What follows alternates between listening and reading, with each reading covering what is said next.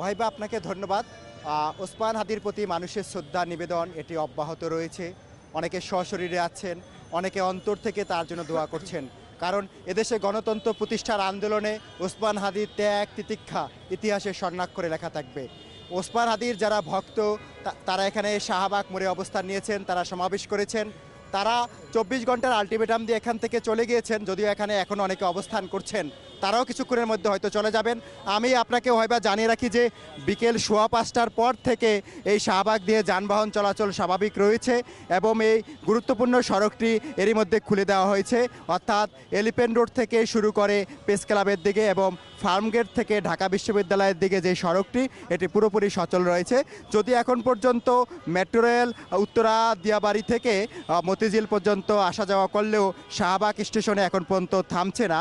আর এখানে অন্যান্য পরিস্থিতি সব স্বাভাবিক রয়েছে।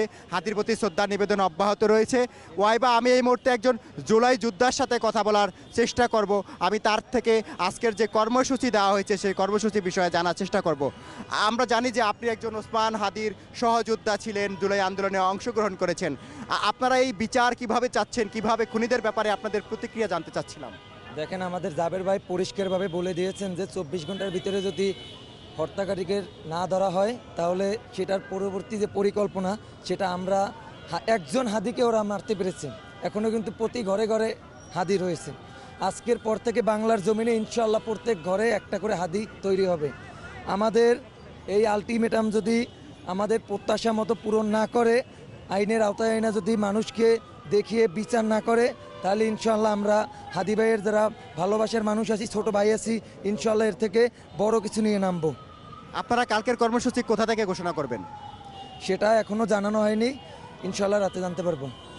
ওয়াহিবা, আপনি শুনলেন যে একজন জুলাই যোদ্ধা যিনি হাদির সাথে কাঁধে কাঁধ মিলিয়ে আন্দোলন করেছেন, সংগ্রাম করেছেন, তিনি বলছেন যে যদি 24 ঘন্টার মধ্যে বেঁধে দেওয়া আলটিমেটাম অনুযায়ী মূল খুনি যে ফয়সাল তাকে বলা হচ্ছে, বা এর সাথে আরও যারা পরিকল্পনাকারী রয়েছেন, মাস্টার মাইন্ড রয়েছেন, তাদের যদি আইনের আওতায় নিয়ে আসা না হয় তাহলে তৌহিদি ছাত্র জনতা, এই জুলাই মঞ্চ তথা সর্বস্তরের ছাত্র জনতা যারা এদেশের 24 জুলাই গণঅভ্যুত্থানে সক্রিয়ভাবে অংশ নিয়েছেন তাদের পক্ষ থেকে কঠোর কর্মসূচি ঘোষণা করা হবে।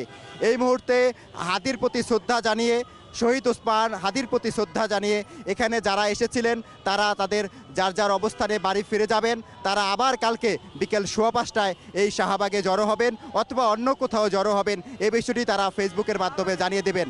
আর আমি আপনাকে হয়তো একটা কথা জানিয়ে রাখি যে শরীফ ওসমান হাদির যারা এখানে সহযোদ্ধা এসেছেন তারা বারবার একটি কথাকেই গুরুত্ব দিয়েছেন যে যেখানে ওসমান হাদি বারবার বলছেন যে দেশি বিদেশি নম্বর থেকে তাকে হত্যার হুমকি দেওয়া হচ্ছে, তার পরিবারকে হত্যার হুমকি দেওয়া হচ্ছে, কেন রাষ্ট্র তার নিরাপত্তা নিশ্চিত করলো না, এই বিষয়টি কিন্তু তার সহযোদ্ধারা বারবার প্রশ্ন তুলেছেন যে স্বরাষ্ট্র উপদেষ্টার দায়িত্ব ছিল এবং তারাও বলছেন যে কোনো গোয়েন্দা তথ্য কি ছিল না, কিভাবে একজন খুনি ওসমান হাদির খুব কাছাকাছি থেকে এভাবে তাকে প্রকাশ্য দিবালোকে হত্যা করলো, এই গোয়েন্দা তথ্য কেন আগে বের করা গেল না, এই প্রশ্নটি তুলছেন তারা। পাশাপাশি এই প্রশ্ন তুলছেন যে শরীফ ওসমান হাদিকে হত্যা করে প্রকাশ্য দিবালোকে কিভাবে দেশ বা দেশের বাইরে একজন খুনি পালিয়ে যায়, এই বিষয়টি প্রশ্ন তুলে তারা সরকারের কাছে জবাবদিহিতা চেয়েছেন। তারা আলটিমেটাম দিয়েছেন, তারা চেয়েছেন যে আগামীকাল বিকেল 5:15টার মধ্যে এই বিষয়গুলোকে অবশ্যই পরিষ্কার করতে হবে।